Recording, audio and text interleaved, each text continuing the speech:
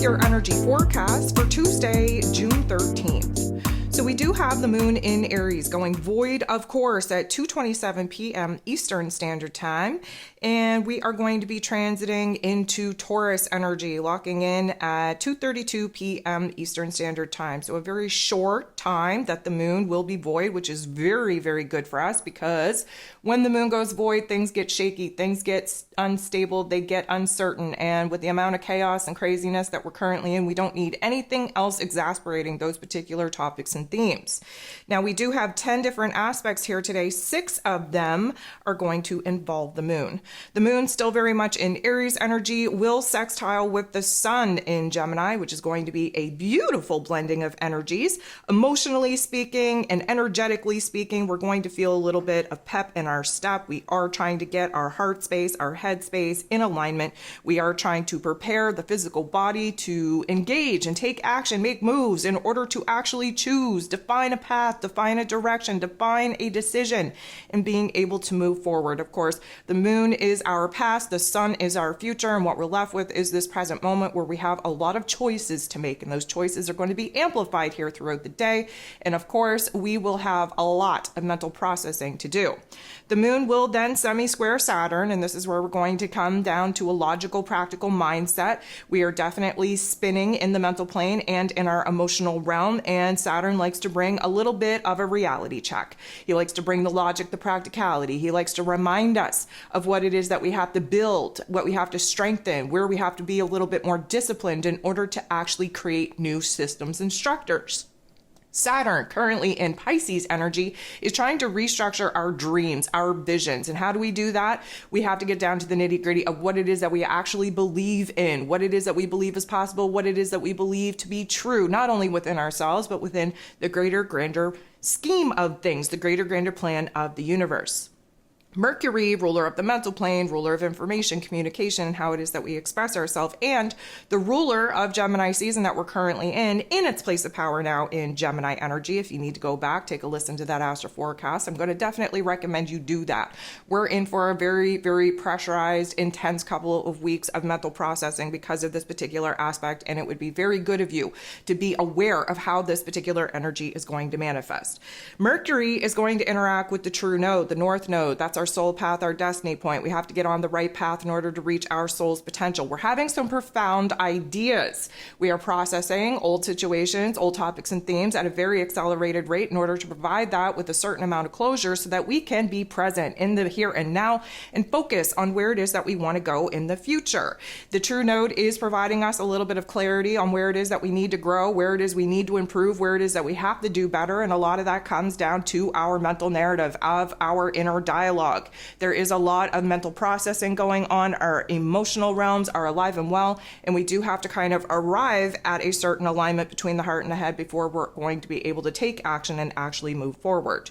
Venus, the goddess of love, beauty, worth, pleasure, money, in this Leo energy, the heart and soul of the zodiac, will be popping off and making an interaction with Saturn, the lord of karma, who rules over roles, responsibilities, structures, and foundations. Now, this is definitely not going to be a good vibe, not going to feel good. We're going to realize where it is that we're unhappy, discontent, unsatisfied in our personal relationships. This isn't going to bode very well for a lot of positive interactions, if you will. We're very upset about the emotional realm, about our finances, about the communication going on in some of our personal relationships. We are very torn between what it is that we should do. A part of us really wants to stick with the old and really continue to pour into old topics and themes, old soul contracts, to see if we can make them better.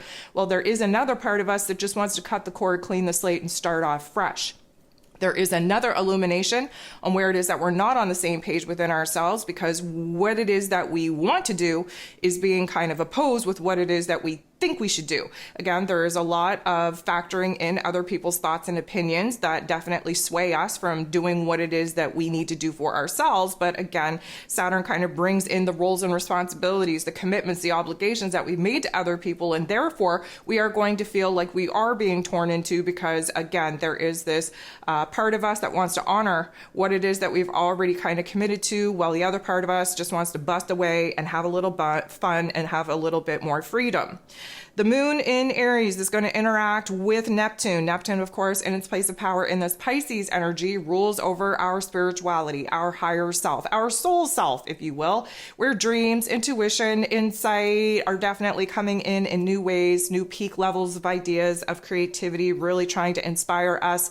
The moon in Aries, of course, very eager to take action, to make things happen. We tend to get a little bit ahead of ourselves, bite off more than we can chew with this particular energy. But I would say that this is going to be a spark, if you will, a certain trigger point, an activation of excitement, of passion, of desire that will lead us to actually seeing new visions, new dreams, new insights actually take form in our inner realm.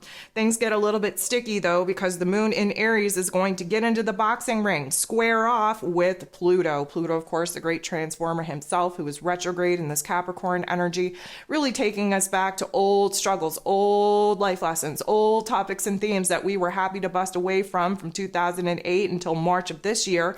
We're going back. We have to provide a little bit of closure. We have a different level of awareness, a different level of consciousness that we're able to actually observe past situations from a different level of our awareness. And therefore, we're entering into the boxing ring right now to see where it is that the old structures, the old systems essentially have to die.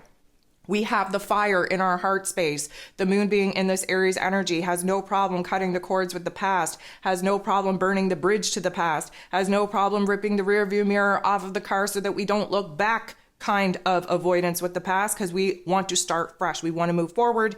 And of course, the Plutonian energy is really going to put us in an interesting dynamic to see what it is that needs to change, that needs to transform first and foremost. This is the particular point in time when the moon is going to go void, of course. And again, we have a very, very small window of the moon being void. That's a very good thing. We lock into this Taurus energy at 2:32 p.m. Eastern Standard Time. Little bit of a reminder, the transition from the moon in Aries to the moon in Taurus always feels like we hit a brick wall. Why is that? Well, because we're flying high. We have a lot of fire. We have a lot of spark, a lot of passion, a lot of intense emotions really riled up while the moon is in Aries. And then we move into a earth energy where we go splat into the present moment. We are shoved back into our physical bodies. We have to kind of slow things down. We have to learn where it is to get back to the basics of what it is that we need, what it is that we want, what it is that we desire. So it's definitely a sudden shift, and we are very much jolted back into the physical form, and that may be a tad bit uncomfortable. Go ahead, take a listen to the ascension forecast for this week, where I give you a rundown on all the physical symptoms that we can expect to take place over the course of this week with all of these changing energies. Venus, the goddess of love, beauty, worth, pleasure, and money in this Leo energy, is going to semi-square the sun in Gemini. This is definitely going to put us in a situation to realize where it is that we are constantly looking outside of ourselves for validation, for appreciation, for credit where credit is due. There is this externalized want, need, and desire to have other people approve what it is that we've done, what it is that we've been doing, and what it is that we plan to do. Now, this is definitely going to amplify the division that we had earlier in the day of being kind of torn between what it is that we want to do versus what it is that we think we should do, because of course the sun in Gemini always offers us two very extreme points of view, two very extreme dualistic choice points, if you will. And right now, because Venus in this Leo energy is very aligned with the heart space, very focused on happiness, stability, pleasure, joy, safety, security, there is this want, need, and desire to do what is best for us first and foremost versus what it is that we think other people want us to do. So again, we are going to be illuminated to where it is that we put too much energy and effort and caring about what other people think of us, what the opinions on our own lives actually means to other people. And again, we have to kind of rein that in a bit and realize that as long as we're happy, as long as we feel like we're operating in alignment with our heart space, then we are doing the right thing. The moon, fresh in this Taurus energy, is going to come up to bump into, team up with the true node. Of course, that true node or north node is in Taurus energy at the very beginning degrees, preparing to move into the Aries and Libra axis here in July. This is going to be an illumination where we start to see some validation either in our emotions, in our mental plane, or in our physical realm on the path forward, on the steps moving forward, on the plan and strategy that needs to be put into play. This is a very defining moment of realizing what it is that we're moving towards. And in that, usually realizing what it is that we need to move away from. Sometimes that's the only way that we figure out what it is that we want, is to identify what it is that we don't want. Mercury will then go ahead and semi-square Chiron. This is definitely going to add to the decision-making process and really kind of add an extra layer of hesitation, of confusion into what it is that we're currently trying to decide upon. Of course, Gemini season has been this whole sitting on the fence between two very different options, different paths, different, let's say, dreams, visions, goals. As we continue to move through this Gemini energy, as we approach the new moon in Gemini on the 18th, things will become a lot more clear. And again, a lot more clarity comes when options close the door, when opportunities are no longer there. And again, we are clearly defining what it is that we are moving towards, mostly by defining what it is that we're moving away from.